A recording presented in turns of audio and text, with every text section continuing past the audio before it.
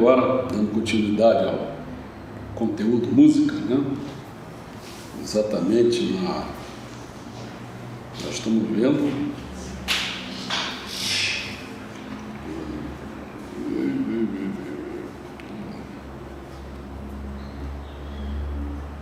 o barroco, né?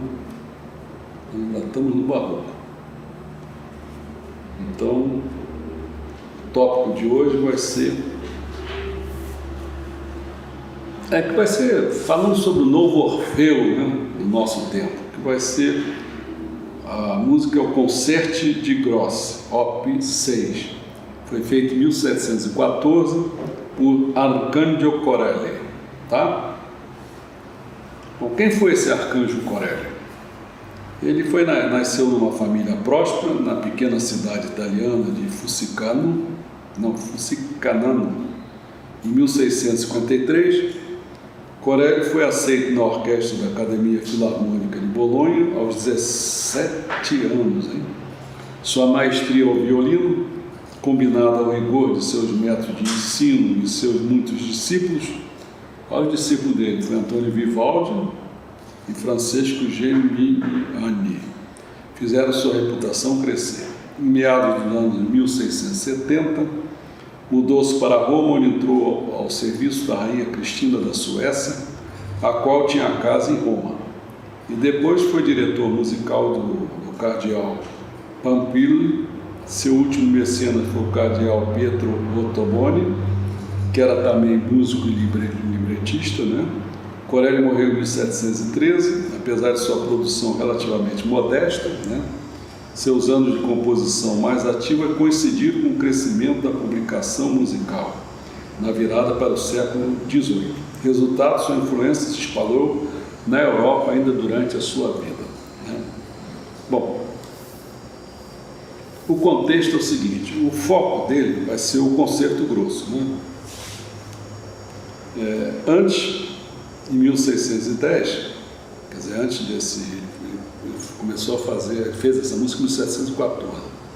Antes de 1714, 1610, também tivemos a publicação de Sonata a Tre, para violino, corneta e contínuo, Giovanni Simo, um dos primeiros exemplos de música italiana profana de câmara. Em 1675, primeira execução de sonata de viole, número 25, de Alessandro Stradella, contrasta um solista e um conjunto. Consta que Corelli ouviu-a quando estava em Roma. Agora, depois que ele fez a música em 1714, em 1721, o Bach agrupa os concertos de Brandesburgo, vários dos quais fazem experiências com a instrumentação tanto solo como dos conjuntos. Em 1741, os 12 concerti grossi, Op. 6, de Handel, são publicados como um tributo direto aos concerti grossi de Corelli. Tá?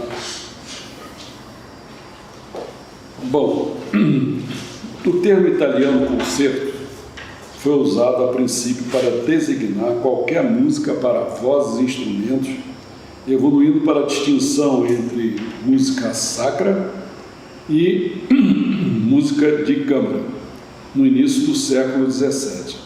No fim do século XVIII, tornou-se a exibição bem mais grandiosa, de virtuosíssimos, que é familiar hoje, mas sua raiz remonta à modesta configuração de um pequeno grupo de solistas e um conjunto de cordas com contínuo, que é a linha de baixo, né?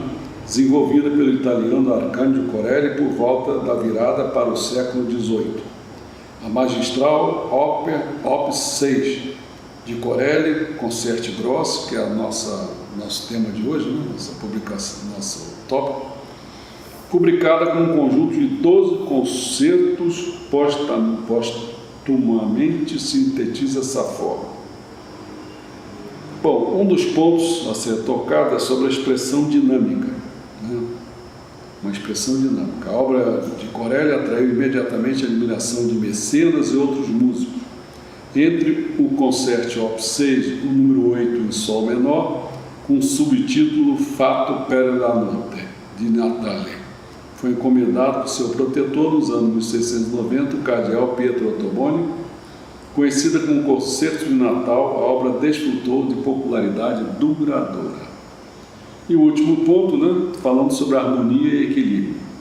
Embora Corelli tivesse escrito antes 48 sonatas em trio para combinação de instrumentos do concertino, é impossível considerar os concerti grossi como mera dilatação dessas obras de câmara de pequena escala. Algumas apresentações envolveram até 80 músicos, um número enorme, em especial na época de Corelli, quando as orquestras em geral abrangiam cerca de 20 músicos.